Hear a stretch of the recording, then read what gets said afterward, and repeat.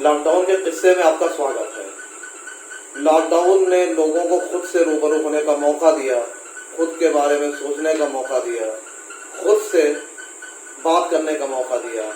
इस दौरान तमाम लोगों ने कई मनपसंद किताबें पढ़ी, फिल्में देखी और दोस्तों से फ़ोन पर लंबी लंबी गप्पे भी लड़ाई। लोगों का जीवन दर्शन बदल गया लॉकडाउन से। इन तमाम पहलुओं में बात करने के लिए हमारे साथ फरीदपुर के विधायक प्रोफेसर श्याम बिहारी हैं। हम उनसे बात करेंगे। जी प्रोफेसर साहब, लॉकडाउन में क्या बदलाव है आपके जीवन दर्शन में, आपकी सोच में किस तरह से तब्दीली आई लॉकडाउन के दौरान बहुत सी नई नई चीज़ें अनुभव हुई। खाली वक्त तो एक पॉलिटिक्स में होने के नाते कभी मिला नहीं, क्योंकि लगातार फ़ोन में बनाते रहे, लगातार जनता के साथ जुड़े रहे। उनकी जो समस्याएं थी, जब भी किसी आदमी को कोई समस्या होती थी तो वो सीधे विधायक को फ़ोन मिला देता है और हमें उनका निराकरण करना पड़ता था।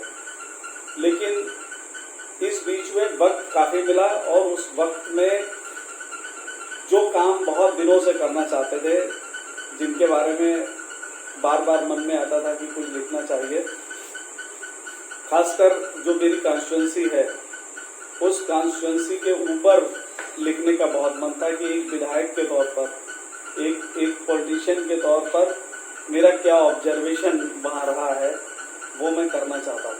और उसके लिए ज़रूरी थी कि बहुत तैयारी की जाए, उन चीज़ों को देखा जाए जो एंथ्रोपोलॉजी में काम हुए हैं, जो सोशियोलॉजी में काम हुए हैं, जो इकोनॉमिक्स में काम हुए हैं, जो कुछ पत्रकारों ने अच्छी किताबें लिखी हैं, जैसे वो सब सारी किताबें पढ़ने का मौका मिला। जैसे पी साईनाथ हैं, बड़े जर्नलिस्ट रहे हैं, और उनकी है कि everybody loves a good drought, कि सूखा जो है वो सभी पसंद करते हैं। ये किताब मैंने इस बीच में पढ़ी। एक किताब हिंदू होने का अर्थ पढ़ी, हिंदोल सेन गुप्ता की। इसके अलावा एक श्रीनिवास हुए हैं, बहुत बड़े एंथ्रोपोलॉजिस्ट और सोशियोलॉजी में पायनियर व्यक्ति हैं बहुत। उनकी किताब है the remembered village. The remembered village उन्होंने मैसूर जो स्टेट थी उसके गांव की उन्होंने सोशल और एंथ्रोपोलॉजिकल स्टडी की थी। उस किताब को भी मैंने इस बीच पढ़ा है। ढेर सारे टीचर से इंटरेक्शन करने को मिला कि हम अपनी जो कॉन्स्टिट्यूंसी है उसमें किन किन चीज़ों को लिख सकते हैं। असल में होता क्या है कि एक पॉलिटिशियन जो है वो एक छोटी छोटी चीज़ से अपने क्षेत्र की वाकिफ होता है कि पॉवर्टी वहाँ पे क्या रोल कर रही है, एजुकेशन वहाँ पे क्या रोल है, हेल्थ का वहाँ पर क्या रोल है, और सिंचाई का क्या रोल है, वाटर की स्थिति क्या है, कितना नीचे है, कितना ऊपर है, कितना वेस्टेज हो रहा है, एग्रीकल्चर में क्या नई चीज़ें हो सकती हैं। उसके दिमाग में अगर रोड मैप है तो मुझे इस बीच में अपनी विधानसभा के बारे में एक रोड मैप बनाने का मौका मिला। मुझे जी एक चीज़ जानना चाहेंगे कि आपने ढेर सारे लोगों से इंटरेक्शन किया फ़ोन के जरिए। जाहिर बात है कि लॉकडाउन में बहुत सारी तकलीफें थी, लोगों को बहुत सारे दुख थे। तो उन दुखों को, उन तकलीफों को महसूस करने के बाद जीवन दर्शन में क्या बदलाव आया? अभी तो लगता था जब फील्ड में जाते थे सब अच्छा चल रहा है, लेकिन पहली बार लगा कि कितनी ज़्यादा प्रॉब्लम्स है जनता को। तो आपके जीवन में बदलाव किस तरह से आया, सोच में बदलाव किस तरह से आया? कभी ऐसा होता नहीं था कि 10 दिन घर पे बैठ जाएं, 20 दिन घर पे बैठ जाएं, 30 दिन घर पे बैठ जाएं। एक अचंभा सा हुआ कि सब कुछ एकदम से रुक गया। वरना हर व्यक्ति हर वक्त भागता था, मैं भी दौड़ता था, और मुझे लगता था कि अगर ये काम नहीं हुआ तो पता नहीं क्या हो जाएगा, या आज हमने वर्किंग नहीं की तो क्या हो जाएगा। और उससे यही जीवन दर्शन मिला कि कुछ नहीं हो जाएगा। आप थम जाइए, आप विश्राम लीजिए, आप काम करिए नई ऊर्जा के साथ। ये एक दर्शन मिला कि आप विश्राम भी करें। ये नहीं है कि आप भागे चले जा रहे हैं। चरा बहती अच्छा है, दौड़ते रहिए, लेकिन उसमें ये भी है कि आप सांस लीजिए और फिर काम करिए। कोरोना का जो संकट आया, इसमें व्यक्ति ने बहुत बातें सोची, चाहे वो जीवन मरण की हो, चाहे वो ईश्वर ईश्वर के बारे में हो, चाहे आत्मा के बारे में हो, हर आदमी ने इन विषयों पर सोचा। और चूंकि मैं एक पॉलिटिशियन भी हूँ तो मुझे डिफरेंट टाइप की चीज़ें लोग उठाते थे।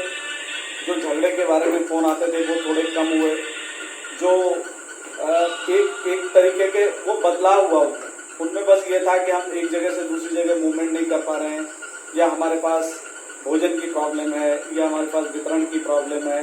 वो प्रॉब्लम्स में एक शिफ्ट हुआ, पैराडाइम शिफ्ट हुआ कि चीज़ें जो है एक जगह से दूसरी जगह पर पहुंची।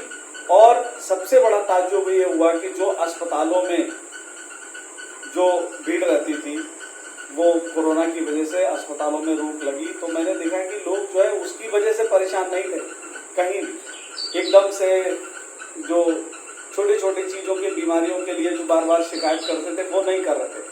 अब शिकायत मूवमेंट को लेकर थी कि हम एक जगह से दूसरी जगह नहीं जा पा रहे। तो मैं फिर से अपनी पुरानी बात पे आता हूँ और आपको बताता हूँ कि मुझे अपनी विधानसभा के बारे में आगे का रोड मैप बनाने का मौका मिला, और उसमें मुझे लगा कि किस तरीके से अगर कहीं पॉवर्टी का एक हिस्सा है गरीबी का तो वो कैसे दूर किया जा सकता है।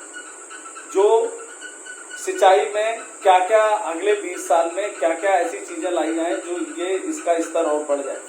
एग्रीकल्चर में क्या चीज़ें लोगों को समझाई जाए जो स्तर बढ़ जाए।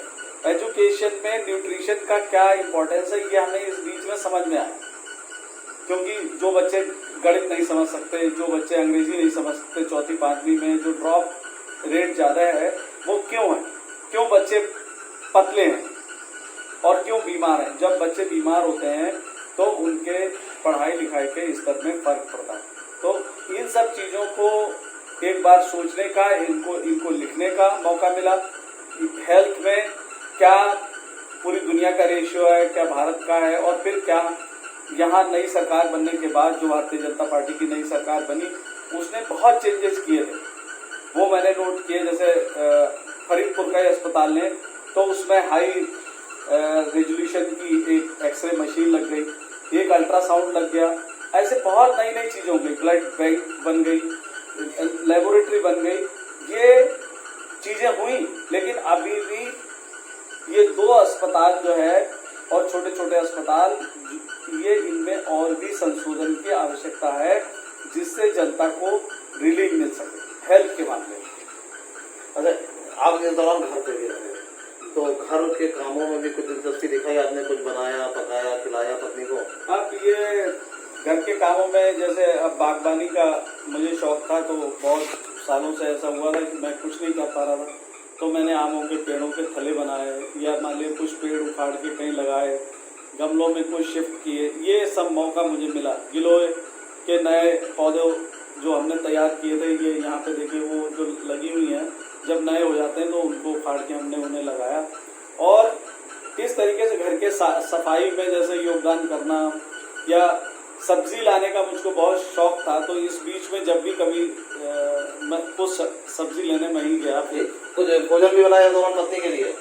नहीं, ऐसा तो हो नहीं पाया ऐसा, क्योंकि वो लगातार फ़ोन पे आप इतना एकाग्रता नहीं हो पाती है, क्योंकि हर 1 सेकंड में एक फ़ोन आता है, 1 मिनट में एक फ़ोन आता है। तो आप भोजन बनाने में मैंने सहयोग नहीं किया, रियलिटी यही। लेकिन घर के और काम भी बहुत होते हैं, सफाई का काम है, तो बागवानी का काम है, तो सब्जी लाने का काम है, इनमें हमने सहयोग किया। दोस्तों से गप्पे लड़ाने का भी मौका मिला, क्योंकि बहुत सारे दोस्त जो बाहर रह रहे थे उनसे फ़ोन पे बात नहीं पा रहे थे, इसका सुख कैसा रहा? दोस्तों से बात हुई, लोगों से उनके विचार जाने, और मैंने भी अपनी बातें बताई। वक्त था, ये सच बात है कि एक कभी ऐसा नहीं सोचा था कि ये 2 महीने लगभग जो है वो पढ़ने के लिए इतने निश्चिंत रूप से मिल सकते हैं। ये पहली बार जीवन में ऐसा हुआ, ऐसा कभी नहीं हुआ कि 2 महीने एक टॉपिक पे, सिर्फ एक टॉपिक पे 2 महीने लगातार कंटिन्यूअस रिग्रेस आप सोचे जा रहे हैं और काम कर रहे हैं। ये पहली बार हुआ कि 2 महीने का वक्त हमें मिला, जिसमें हमने किताबें पढ़ी, जिसमें हमने सोचा, जिसमें हमने एक सिनॉप्सिस बनाई, जिसमें हमने जो है वो कई आइडियाज जो है वो ऐसे निकाले जिनको हम कार्य रूप में परिणित कर सकते हैं। ये थे प्रोफेसर श्याम बिहारी लाल। उनसे बातचीत हुई कि लॉकडाउन के दौरान उनकी जिंदगी में क्या क्या बदलाव आए, उन्होंने क्या सोचा खुद के बारे में, देश के बारे में, बरेली के बारे में। अमृत विचार के लिए बरेली से कुमार रहमान।